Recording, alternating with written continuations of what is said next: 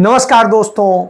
बांग्लादेश में हिंदू मदद की गुहार लगा रहे हैं। वो परेशान है, खुद को असुरक्षित है, लेकिन विश्व गुरु का डंका नहीं बज रहा है। जो पप्पा वार रुकवाने का दावा कर रहे थे, वो पप्पा गायब है, भाग गए। संसद में देश के तमाम ज्वलंत मुद्दों पर बात हो रही थी, लेकिन 56 इंची वाले पप्पा भाग गए थे। संसद सत्र के दौरान एक भी दिन सदन में जाने की हिम्मत नहीं कर सके। जम्मू कश्मीर में लगातार आतंकी हमले हो रहे हैं। 2 सैनिक हमारे फिर शहीद हो गए। मणिपुर पिछले 16 महीने से जल रहा है। पप्पा डर गए, भाग खड़े हैं, हिम्मत नहीं कर पा रहे। देश में रोज रेल दुर्घटनाएं हो रही हैं, सैकड़ों सैकड़ों लोग मर रहे हैं। पप्पा चुप्पी साधे हैं, बोल नहीं पा रहे हैं, आवाज नहीं निकल रही है। किसी ने गला दबा दिया है शायद। और पप्पा बोल नहीं पा रहे हैं कि महंगाई इतनी तेजी से बढ़ गई है, बेरोजगारी ने लोगों को कहीं का नहीं छोड़ा है, युवा परेशान है। और उनके चहेते मुकेश अंबानी के बेटे की शादी में वो जाते हैं। मुकेश अंबानी 42,000 लोगों को नौकरी से निकाल देते हैं, 42,000 लोगों को। पप्पा खामोश हैं, लेकिन पप्पा एक काम कर रहे हैं। पप्पा मुकेश अंबानी का मकान महल बचाने के लिए वक्फ बोर्ड के नियमों में बदलाव लेके आ जाते हैं। पप्पा रेल में मरने वालों को के लिए नहीं, बल्कि अडानी को कैसे रेल सौंपी जाए उसके लिए नियमों में बदलाव करा देते हैं। रेलवे बोर्ड को और ज्यादा अधिकार दे देते हैं, जिससे वो सौंप दे जो चाहे वो। नीतिगत फैसले सारे करने लगे, मंत्री की जरूरत ही ना हो। पप्पा सेना को यह नहीं कहते, अर्धसैनिक बलों को यह नहीं कहते, सीमा सुरक्षा बल को यह नहीं कहते कि बचाओ उन लोगों को जो सीमा पर आकर के खड़े हैं, चिल्ला रहे हैं, उनको राहत दो। क्यों? क्योंकि पप्पा को डर लगता है और संसद में वो जाने की हिम्मत नहीं कर पाते हैं। क्यों? क्योंकि वहां शेर बैठा है। राहुल गांधी आ गया है, विपक्ष आ गया है, इतना मजबूत आके आ गया है कि नेता प्रतिपक्ष सबक सिखा रहा है, गला दबा देता है। वही कहते हैं। जी हां, ये हालात आज हो गए। तो इसी बीच हिंडनबर्ग की रिपोर्ट आती है। पप्पा बौखला जाते हैं। उसकी रिपोर्ट में कहा जाता है, सेबी चीफ माधवी विज और उनके पति का जिस विदेशी कंपनी में फंड में निवेश है, वहीं पर गौतम अडानी के शेयर, उनका भी निवेश, और वो उसके बड़े प्लेयर हैं। जिस रिट्स की कंपनी में उनके पति सलाहकार हैं, सीनियर सलाहकार हैं, वहां पर वो खुद से भी चेयरमैन होते हुए, चेयरपर्सन होते हुए, उसमें इंडोर्स करती हैं कि इसमें निवेश कीजिए, इसमें निवेश करेंगे तो फायदा होगा। तब पप्पा बचाव के लिए अपने भाजपा की सेना भेज देते हैं, सबसे काबिल प्रवक्ता भेज देते हैं, एक पूर्व मंत्री भेज देते हैं, एक मौजूदा राज्यसभा सांसद भेज देते हैं। बचाओ मेरे अदानी मालिक को बचाओ। यह स्थिति है। कहीं पर भी उस रिपोर्ट में नरेंद्र मोदी को तो कुछ नहीं कहा गया। फिर नरेंद्र मोदी को डर क्यों लग रहा था? सेबी चेयरपर्सन पर बात हो रही थी, बात हो रही थी उनके पति धवन बीच पर, लेकिन धवन बीच हो या वो हो, उन पर बात नहीं होती। सुप्रिया श्रीनेत बड़ा अच्छा सा बताती है, वो बिजनेस की संपादक रही है तो और बेहतर जानती है। इस रिपोर्ट में साफ अंकित है कि माधवी बुच का अडानी समूह से संबंधित ऑफशोर फंड में इन्वेस्टमेंट था और सेमी प्रमुख बनने पर उन्होंने अपनी शेयर होल्डिंग अपने पति को ट्रांसफर कर दी। इस रिपोर्ट में लिखा है कि माधवी बुच और धवल बुच ने 5 जून 2015 को सिंगापुर में आईपीई प्लस फंड 1 के साथ एक खाता खोला था। ये आईपीई प्लस फंड 1 अडानी समूह के एक डायरेक्टर ने आईआईएफएल के माध्यम से खोला था। तो बुच दंपति ने खाता खोला सिंगापुर के एक आईपीई प्लस फंड में, जिसका स्थापना अडानी समूह के एक डायरेक्टर ने आईआईएफएल के माध्यम से की। अब यही रिपोर्ट आगे बताती है कि आईआईएफएल ने अपनी एक घोषणा, और ये सारे दस्तावेजों के साथ है, ये सारे दस्तावेज आपके पास ऑलरेडी हैं, चाहिए होंगे तो हम साझा कर देंगे।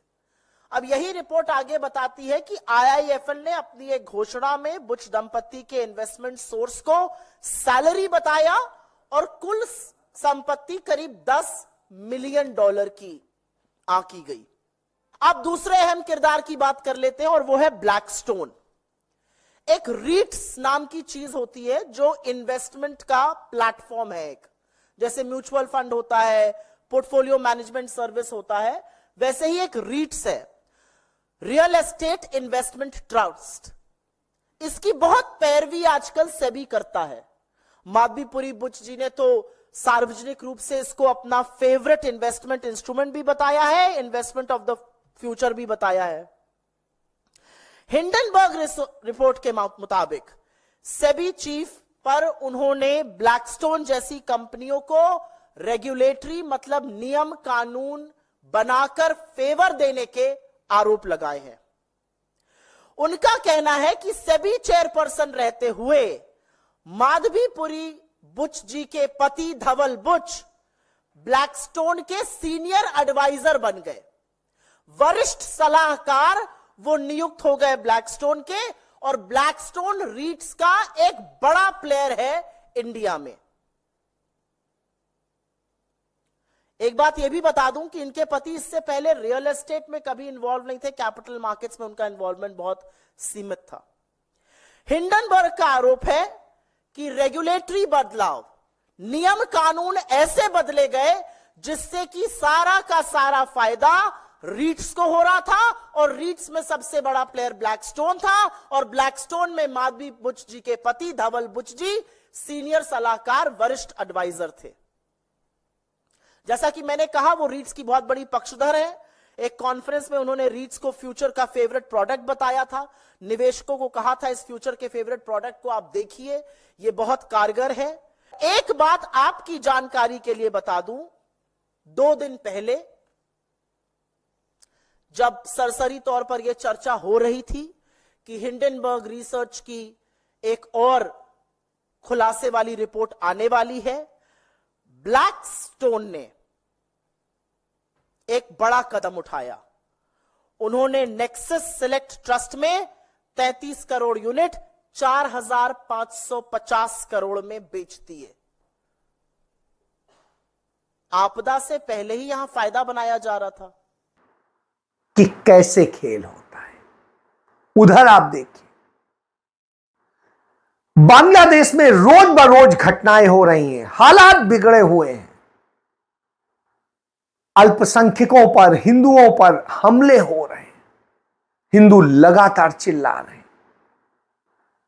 उद्धव ठाकरे कहते हैं कि हिंदू हृदय सम्राट बनने की बात कहते थे, जाएं अमित शाह, नरेंद्र मोदी वहां, रुकवाएं बवाल, नहीं कर पा रहे। स्थिति यह है कि हिंदू वहां सो नहीं पा रहा है, असुरक्षित महसूस कर रहा है, लेकिन नरेंद्र मोदी की हिम्मत नहीं पड़ रही है कि 56 इंची दिखाएं और सेना को कहें जाइए बचाइए। हिम्मत नहीं है कि बीएसएफ को कहें जाइए बचाइए। तुलना नेहरू से करते हैं, तुलना इंदिरा से करते हैं। इंदिरा गांधी ने तो तुरंत सेना भी भेजी थी, 2 टुकड़े भी पाकिस्तान के कर दिए थे, पाकिस्तान के पूर्वी पाकिस्तान में घुस करके उसे बांग्लादेश बना दिया था और सेकुलर राष्ट्र बना दिया था। सेकुलर से मुस्लिम राष्ट्र बन गया और यह सब होता रहा, कहीं विरोध नहीं, उल्टा गलबहियां डाली जाती हैं, सवाल नहीं किए जाते। क्यों नहीं कहा जाता है कि सुरक्षित कीजिए? क्यों नहीं पूरा आक्रामक दिखाया जाता है? उन्हें धमकी दी जाती है कि यदि आप नहीं करेंगे तो हम आएंगे, क्योंकि डर लगता है, इतना डर लगता है कि जवाब होते नहीं। जिस दिन शपथ ली उसी दिन से रेल हादसे शुरू हुए और वो रुकने का नाम नहीं ले रहे हैं, लेकिन रेल मंत्री उसके लिए कुछ करें, प्रधानमंत्री उसके लिए कुछ करें, इसके बजाय रेल मंत्री कहते हैं संसद में कि छोटी छोटी बातों को कांग्रेस पार्टी देश के मुद्दों को उठाती है तो क्या गुनाह करती है? लोग मर रहे हैं तो वो बोले नहीं, यह स्थिति है। दूसरी तरफ जब चीन भारत में घुसा आता है तो नरेंद्र मोदी की आवाज नहीं निकलती है, लेकिन उसे व्यवसाय देने के लिए सारे काम करते हैं, सारी अनुमति दे दी जाती है, उससे नहीं कोई डर लगता है।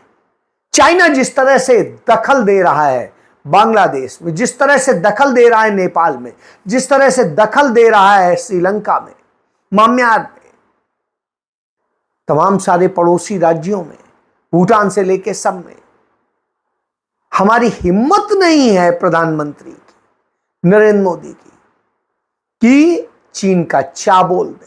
चीन का चा बोलने में डर लगता है और विदेश मंत्री कहते हैं वो तो इतनी बड़ी इकोनॉमी है, हम चीन को कैसे कुछ कह सकते हैं। अब आप सोचिए, इतना डरपोक सरकार, डरपोक लोग क्या हुए थे कभी? हमने चीन को 3 बार हराया है, नाथुला में हराया है, श्रीमती इंदिरा गांधी प्रधानमंत्री थी, फिर हमने हराया और हमने सिक्किम छीना और भारत का राज्य बना दिया। हमने राजीव गांधी के समय में हराया और हमने अरुणाचल प्रदेश बना दिया, नेफा को। अब आप सोचिए, हम यह हिम्मत रखते थे, आज यह हालत है। इसके बाद जब बात आती है देश में भ्रष्टाचार की, तो भ्रष्टाचार के जितने मामले सामने आ रहे हैं और उसमें नरेंद्र मोदी का नेक्सस सामने आ रहा है, उनकी सीधे इन्वॉल्वमेंट सामने आ रही है, इसके बाद कोई आवाज नहीं है। घोटालों पे घोटाले, घोटालों पर घोटाले, यह स्थिति है। महंगाई खत्म नहीं कर सकते तो महंगाई के आंकड़े बदल देंगे, उसके मानदंड बदल देंगे। और बेरोजगारी की हालत यह है कि बेरोजगारी पर चर्चा नहीं होगी, संसद का पूरा सत्र निकल गया और सारी चीजें हो गई बजट में, कहीं बेरोजगारी दूर करने के लिए कुछ नहीं। वायदा जरूर किया गया कि हम युवाओं को अप्रेंटिसशिप दिलाएंगे। कहां दिलाएंगे? प्राइवेट कंपनियों में, उन कंपनियों में जो अदानी अंबानी और दूसरे लोगों की, और उन्हें इसे सीएसआर फंड में कन्वर्ट करने की अनुमति देंगे। यानी उधर भी मुनाफा कमाओ, इधर भी कमाओ, उधर भी कमाओ, सब उनको दे दो। और दूसरी तरफ भारत के तमाम युवाओं को बेरोजगार बनवा दो। कंपनियां छटनी करने लगी हैं जिन कंपनियों से अप्रेंटिसशिप करानी है, क्योंकि वो रखेंगी और उन्हें सरकार पैसा भी देगी। गजब की स्थिति है। इस तरह की हालत हो तो समझ लीजिए, अब राहुल गांधी जब आवाज उठाते हैं। Namaskar. Imagine you're watching a cricket match, international cricket match between India and Australia.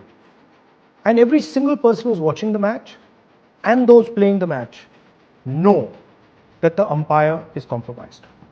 What would happen to the match? What would happen to the fairness of the match? What would happen to the outcomes? How would you feel as somebody who's participating in the match? This is exactly what is happening in the Indian stock market. Over the last few years, larger and larger numbers of people have been investing in India's stock market. They invest their hard-earned, honestly earned savings in the stock market. And it is my duty as leader of the opposition to bring to your notice that there is a significant risk in the Indian stock market because the institution that governs the stock market is compromised. Now I'm going to explain to you exactly how and why it is compromised. A very serious allegation against the Adani Group was illegal share ownership and price manipulation using offshore funds. It has now emerged that SEBI chairwoman Madhavi Buch and her husband had an interest in one of those funds. This is an explosive allegation because it alleges that the umpire herself is compromised. The savings of millions of Indians, hard-earned, honestly earned savings, are at risk. It is therefore imperative that this matter is investigated. Retail investors, honest investors, pensioners have three questions. The first, why has Chairperson Madhavi Buch not resigned? Second, God forbid something were to go wrong and investors were to lose their money. Who is responsible? Is the Prime Minister of India responsible? Is Madhavi Buch responsible? Or is Mr. Adani responsible? And finally, the Supreme Court has been looking at this matter. New allegations have emerged. Very serious, explosive allegations have emerged. Is the Supreme Court going to look at this matter suo motu again? Slowly becoming crystal clear why Prime Minister Modi is against a joint parliamentary committee looking into this matter.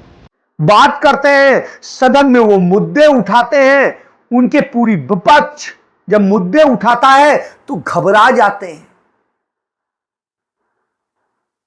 Speaker हो या राज्यसभा में सभापति, सभी बदतमीजी से भी बात करते हैं और इस तरीके से व्यवहार करते हैं जैसे वो एजेंट बन के बैठे हो सरकार के। हालांकि सदन के अंदर वो निरपेक्ष भाव में होते हैं, लेकिन ऐसा होता नहीं है। पहली बार देखा जा रहा है कि यह हालत है। और इसके बाद एक और चीज देखी जा रही है, नेता प्रतिपक्ष तक के माइक बंद कर दिए जाते हैं और कहते हैं दोनों कि माइक हमारे हाथ में नहीं होता। तो माइक किसके हाथ में होता है?